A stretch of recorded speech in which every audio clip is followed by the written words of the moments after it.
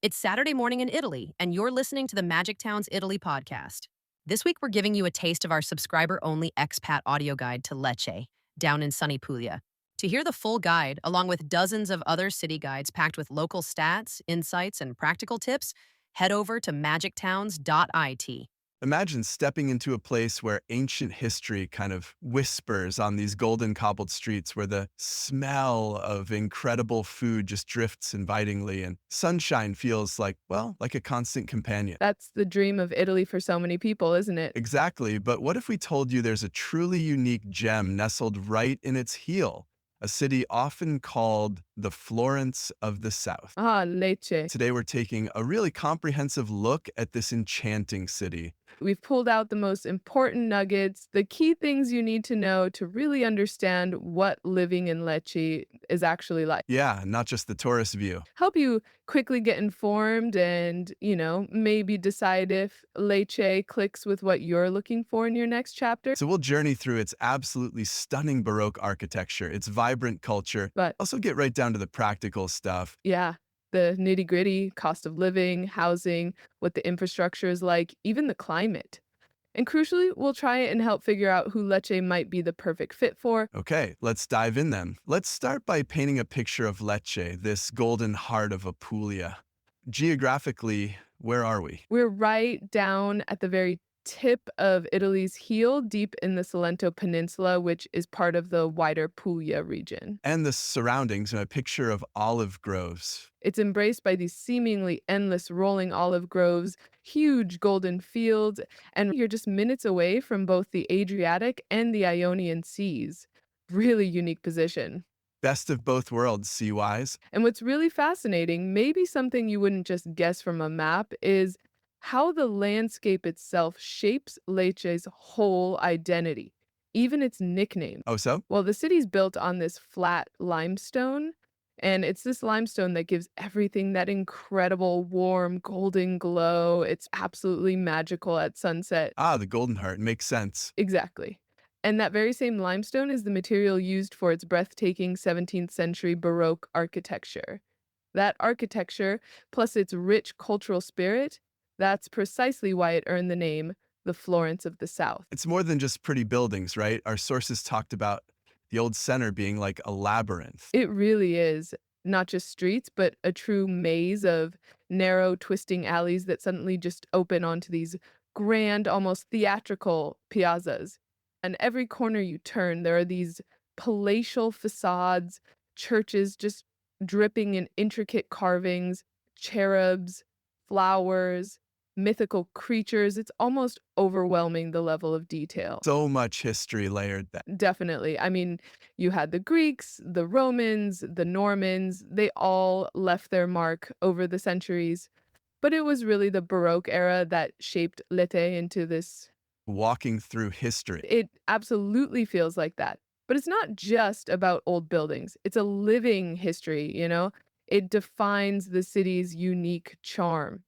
Every stroll through the center genuinely feels like stepping onto a beautifully preserved stage set. It's easy to get lost in just the Baroque beauty, I imagine. But what our sources really emphasize, and this struck me, is that Let is far from being some static museum. Oh, definitely not. It pulses with a very distinct life, its own personality. Like the local dialect. It is. It's apparently peppered with words and sounds you can trace all the way back to the ancient Greek settlers. Think about that connection. Incredible. A living link to the past. And if you happen to be there in August, you get to experience La Nota della Taranta. Oh, the music festival. Yeah, a huge folk music festival. It fills the night air with this infectious beat of traditional pizzica music and dance. It's meant to be incredibly vibrant, really authentic. Sounds amazing. Yeah. And practical point, the old town is mostly pedestrianized. That's a huge plus for residents. It's often called a walker's paradise, and it scores really high on walkability. You can genuinely just wander and get lost in its charm on foot without dodging cars. That makes a big difference to the feel of a place. It really does. Okay, so with that stunning backdrop, what about the actual rhythm of life there? We heard it's pleasant, relaxed. How does that feel day to day if you're thinking of moving? Well, it seems to translate into a noticeably high quality of life. That slower pace, especially if you compare it to Italy's bigger, more chaotic cities, it just means less stress, maybe more time to actually enjoy things. Not A different kind of rich. exactly. And that slower rhythm doesn't mean it's sleepy or hard to connect. The locals in Lecce are renowned for their friendliness, their warmth. Always good to hear. Yeah, newcomers often say they feel genuinely welcome. There seem to be plenty of opportunities to connect, whether it's through, specific expat meetups, Facebook groups, or just striking up a chat at a local cafe. That openness really helps with social integration. Easier than maybe in some other places. Yes, that warmth seems quite characteristic. And you mentioned expat meetups. Is there a big expat community then? It seems active and growing, regular meetups, online forums where people share advice, social gatherings. There was this great quote from a long-term resident that really stuck with me. She said, "I've been here 34 years. I love it here." Simple as that. Wow, 34 years. That says a lot. It really does. It paints a picture of this blend you've got, the longtime locals, this growing group of expats and retirees too, all enjoying this lifestyle that's relaxed, but, still vibrant. It's not boring. Not at all. The work week is fairly standard, apparently. But the weekends, that's when things really come alive. Markets pop up, the squares fill with music and chatter, cafe terraces get busy. There's a real buzz.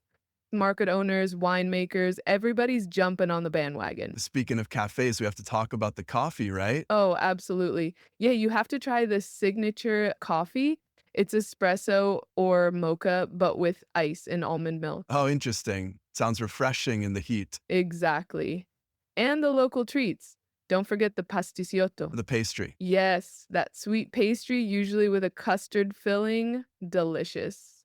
Or the savory version, the rustico lasciese. It's flaky, filled with mozzarella, tomato, maybe some bechamel. So good. My mouth is watering already. As that ties back to the region's agricultural roots, Lecce is a major hub for olive oil and wine production. So the local bounty, it genuinely ends up right there in the city's kitchens and markets. It's very farm to table, naturally. What are some classic dishes to look out for? There's cisarietria, that's pasta with chickpeas, kind of hearty. Acqua sale is a refreshing bread-based salad. And of course, the classic ear-shaped pasta with turnip greens. Simple, but amazing. Delicious. Seafood, too, being near the coast. Definitely. Bacala alla Salentina, salt cod, Salento style, and a real local delicacy you might find is bombette. They're small, rolled up pieces of pork, usually stuffed with cheese. Incredible, Okay, definitely a food destination. for sure. And the dining scene reflects that. You've got your traditional trattorias serving up these classics, but also modern eateries. There are even a couple of Michelin-starred places like Bros and Primo Restaurant. So, a real mix. Impressive range. And for cooking at home or just browsing markets. Yep, really good market culture. There's a daily open-air market just outside Porto Rudia, great for fresh produce, staples, and then a bigger one every Monday and Friday. Sells everything: fruit, veg, clothes, household goods. You can get pretty much everything you need. Yeah, between the markets, the supermarkets, department stores, little independent boutiques, and specialty gourmet shops, the shopping options are pretty diverse. A good blend of modern convenience and that traditional market charm. Okay, practicalities. Let's talk money.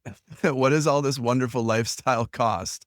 Leather has a reputation for being affordable, right? It does, and it seems well deserved, especially when you compare it to the big hitters like Rome or Florence or Milan. That's your teaser for Lecce. The full guide and many more are waiting at magictowns.it.